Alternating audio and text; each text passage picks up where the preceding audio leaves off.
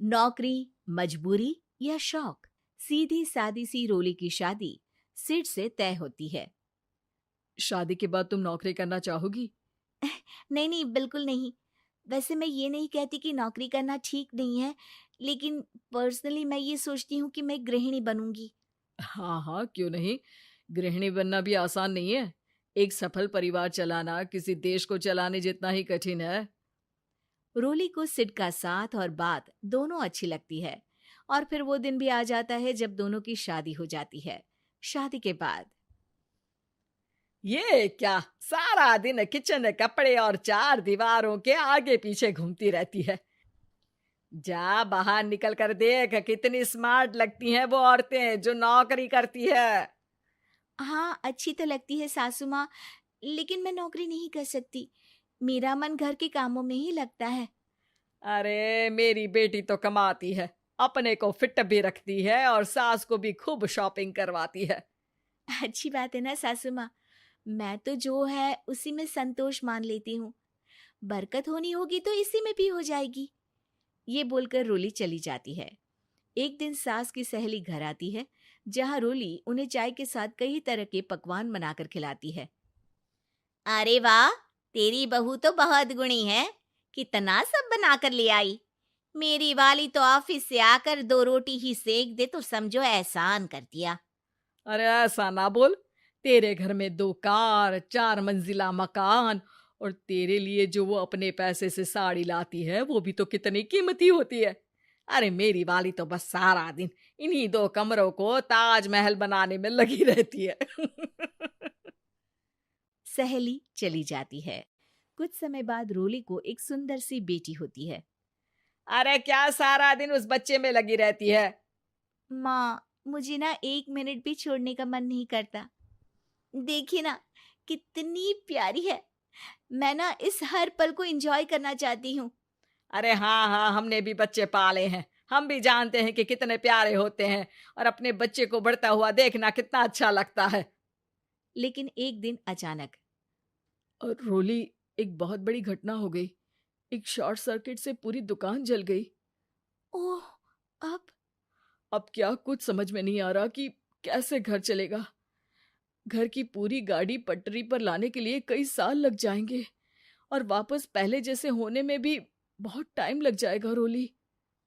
रोली कुछ सोचती है, फिर अपने 3 महीने के बच्चे को देखती है और कहती है, आप कहे तो मैं नौकरी शुरू कर दूं? माँ मुन्नी को देख लेगी, फिर शाम को तो मैं घर आ ही जाऊंगी। सिड कुछ कहता उससे पहले ही उसकी सास वहां आ जाती है। अरे हाँ हाँ, अब भी तुझे नौकरी करने के लिए पूछना होगा। अरे घर पर इतनी बड़ी विपदा आ गई है, तू है कि बच्चे का मुंह देख रही है। अरे क्या मुझ पर भरोसा नहीं है? अरे नहीं नहीं माँ जी, ऐसा क्यों बोल रही हैं आप? फिर क्या था, सिड से पूछकर 3 महीने की बच्ची को रोली सास के पास छोड़कर चली जाती है। शाम को ऑफिस से आने पर अरे सारा दिन इसने तो चैन नहीं लेने दिया, बस गोदी में ले लेकर घूमती रही। हाथ दर्द हो रहा है। बहू को बहुत गिल्ट फील होता है, लेकिन जब वो घर की हालत देखती है तो चुप रह जाती है। ऑफिस में सहेली कहती है, अरे रोली, तेरी तो बच्ची छोटी है ना, कैसे मैनेज करती है? कैसे मतलब? घर पर रहती है वो अपनी दादी के साथ। ओ यार, कितनी अच्छी है तेरी सास। मेरी सास को जब पता चला कि मैं नौकरी ज्वाइन करने की सोच रही हूँ, वो तो सीधे अमेरिका चली गई मेरी ननद के पास। अच्छा, फिर तू कैसे मैनेज करती है? अरे मैंने तो फुल टाइम मेड रख ली है। ओहो, वो तो बड़ी महंगी होगी ना? हाँ यार, लेकिन कमाई भी तो हो रही है ना। यार, मैं तो कभी अपना बच्चा इनके मम्मी पापा के पास ना छोड़ू। प्यार दुलार में खराब कर देते हैं ये दादा दादी बच्चे को। नहीं नहीं, मुझे अपनी सास पर पूरा विश्वास है। जो मेरे पति को इतनी अच्छी शिक्षा के साथ बड़ा कर सकती हैं, वो मेरी बच्ची को कभी नहीं बिगाड़ेगी। खैर, रोली की इस सोच से उलट पड़ोसियों के बीच हाथ में बच्ची पकड़े रोली की सास कहती है, अरे क्या बताऊं, सारा दिन बहू बाहर रहती है। पहले अपने बच्चे पालो, फिर बच्चों के बच्चे। अरे अपना जीवन तो कुछ रहा ही नहीं। अरे नहाने भी जाती हूं ना तो इसे साथ रखती हूँ, कल को कहीं गिर गई या चोट लग गई तो बहू तो हमारी खाल उखाड़ लेगी ना। अरे ऐसा भी क्या डरना बहू से, नौकरी थोड़ी की है उसकी। अब क्या बताऊं, पढ़ी लिखी लड़कियां हैं आजकल की। चलो चलती हूँ, सब्जी बनाने का वक्त हो गया है। बच्चे आएंगे तो खाना तो बना मिले। सास ये बोलकर वहां से चली जाती है कि तभी रोली ऑफिस से घर पहुंचती है। बाहर पड़ोसियों को देखकर, नमस्ते आंटी जी, कैसी हैं आप? अरे बहुत अच्छी हूँ, लेकिन तेरी किस्मत तो सबसे अच्छी है। क्या सास पाई है, मोती दान किए होंगे तूने। तेरा बच्चा भी देखती है, खाना भी बनाती है। बेचारी बहुत काम करती है तेरी सास। हाँ आंटी, सही बोल रही हैं आप। अब ऑफिस भी दूर है तो आने जाने में वक्त चला जाता है। खैर चलती हूँ। हाँ हाँ बेटा जाओ, गर्मा गर्म खाना खाओ। रोली घर आती है, जहाँ सास एक बार फिर छोटी सी मुन्नी की शरारतें गिनाने में लग जाती है। अरे आज तो इसकी वजह से मुझे 2 बार कपड़े बदलने पड़े।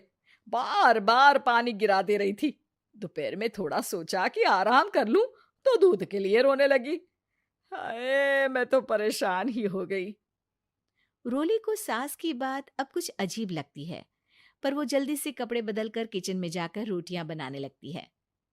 सारा महीना काम करने के बाद रोली को सैलरी मिलती है। वो पैसे लेकर सीधे सास के पास जाती है। माँ जी, ये मेरी सैलरी। आपने हर कदम में इस घर का साथ दिया। मैं नौकरी करने के पक्ष में नहीं थी। मैं तो अपने बच्ची को बढ़ता देखना चाहती थी। मैं थोड़े में भी खुशी थी। कभी मैंने आपको किचन में पैर नहीं रखने दिया था। घर की मुसीबत नहीं आती तो मैं कभी इन जिम्मेदारियों को आप पर पड़ने नहीं देती। अब सास समझ चुकी थी कि उसकी गलती कहाँ है। हाथ में पैसे देखकर कहती है, मैं पढ़ी लिखी नहीं थी तो पति ने भी कभी पैसे हाथ में नहीं रखे।